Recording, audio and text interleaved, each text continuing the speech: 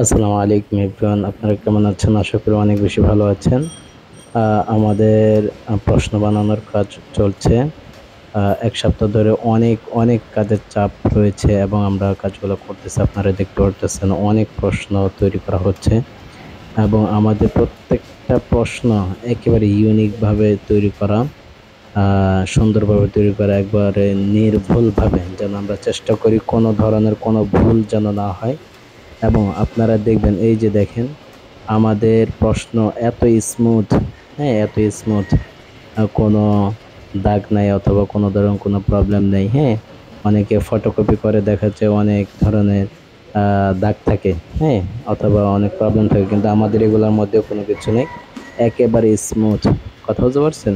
এই যে আমরা এটা নিয়ে দেখাচ্ছি, দেখেন আমাদের ফটোকপি থেকে কি স্মুথ ফটোকপি হচ্ছে, যেটার মাধ্যমে